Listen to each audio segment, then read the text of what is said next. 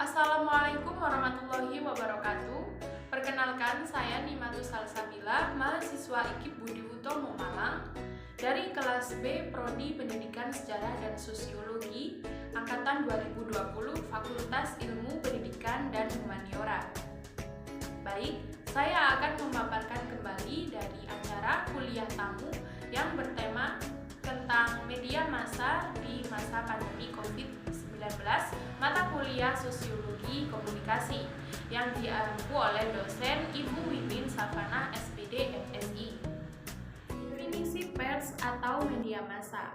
UU nomor 40 tahun 1999 tentang pers. Pers adalah lembaga sosial dan wahana komunikasi massa yang melaksanakan kegiatan jurnalistik yang meliputi mencari, memperoleh, memiliki, menyimpan, mengolah, dan menyampaikan informasi baik dalam bentuk tulisan, suara dan gambar, serta data grafik maupun dalam bentuk lainnya dengan menggunakan media cetak, media elektronik, dan segala jenis saluran yang tersedia.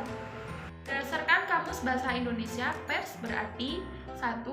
Alat cetak untuk mencetak buku atau surat kabar. Yang kedua, alat untuk menjepit atau memadatkan. Yang ketiga, surat kabar dan majalah yang berisi berita. Dan yang keempat, orang yang bekerja di bidang persurat kabaran. Berdasarkan ketentuan pasal 33 UU nomor 40 tahun 1999 tentang pers, fungsi pers adalah sebagai media informasi pendidikan, hiburan, dan kontrol sosial. Yang berikutnya adalah media massa tradisional.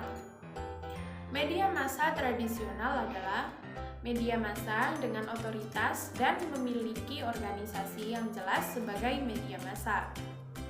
Secara tradisional, media massa digolongkan sebagai berikut, seperti surat kabar, majalah, radio, televisi, film layar lebar, dan jenis media ini terdapat ciri-ciri seperti informasi dari lingkungan yang diseleksi, diterjemahkan, dan didistribusikan. Yang kedua, media massa menjadi perantara dan mengirimkan informasinya melalui saluran tertentu. Yang ketiga, penerima pesan tidak pasif dan merupakan bagian dari masyarakat dan menyeleksi informasi yang mereka terima. Dan yang keempat, interaksi antara sumber berita dan penerima sedikit. Media massa di era pandemi. Yang pertama, memberikan kabar terkini terkait kabar COVID-19, yaitu sebagai berikut. Penting bagi media massa untuk memberitahukan kebenaran terkait kondisi COVID-19 yang dialami di Indonesia. Hal ini terkait hasil penelitian terkini yang terkait dengan COVID-19 serta jumlah data nyata penderita infeksi ini. Permasalahan yang muncul adalah berupa simpang siurnya data penderita COVID-19 yang dikeluarkan sebagai contoh adalah di Kota Malang. Yang kedua adalah menganjurkan penerapan protokol kesehatan. Penerapan protokol kesehatan pada fungsi informasi dan pendidikan penting bagi media massa untuk memberikan contoh dan informasi penerapan protokol kesehatan yang tepat serta perlunya hal itu dilakukan. Hal ini juga perlu disertai dengan ajakan penerapan pola hidup sehat, terutama pada orang-orang dengan penyakit bawaan. Yang berikutnya adalah menangkal persebaran hoax. Media massa perlu untuk membantah kabar simpang siur, terutama hoax yang beredar di masyarakat. Hal ini telah dilakukan oleh banyak media massa dengan membuat bagian khusus bernama Cek Fakta untuk menangkal kabar bohong yang beredar. Permasalahan media massa di era pandemi, yaitu yang pertama, banyak beredarnya berita hoax. Menurunnya kepercayaan masyarakat terhadap berita yang terkait tentang COVID-19. Misalnya, menurunnya kepercayaan masyarakat terhadap pemerintah karena pemerintah dianggap sebagai pihak yang kompeten dalam menghadapi kasus COVID-19 ini. Yang kedua adalah menurunnya omset perusahaan pers.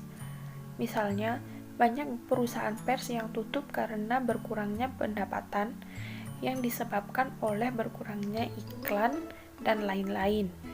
Dan yang ketiga adalah penyensoran berita, yaitu tekanan terhadap kebebasan berbicara atau pemberangusan terhadap materi komunikasi yang dinilai bertentangan, mencederai, sensitif, atau tak nyaman bagi pemerintah ataupun organisasi media yang ditetapkan oleh suatu badan sensor. Berita yang baik harus yang pertama aktual dan fakta. Beritanya dapat dipercaya dan benar-benar baru. Yang kedua lengkap. Beritanya harus lengkap, tempat kejadiannya seperti apa dan sesuai fakta. Yang ketiga imparsial, yaitu harus netral dalam kadar tertentu. Yang ketiga cover both sides. Dalam melakukan pemberitaan, baik proses mendapatkan berita, memproduksi berita, dan menyebarkan informasi harus ada keseimbangan berita. Yang artinya, dengan menempatkan suatu berita atau informasi secara berimbang antara fakta dan opini, tanpa vonis dan penerapan asas keadilan, dan apa yang disampaikan melalui pemberitaan harus dipahami makna tanggung jawabnya. Menjawab pertanyaan masyarakat, tidak menyimpulkan masalah baru.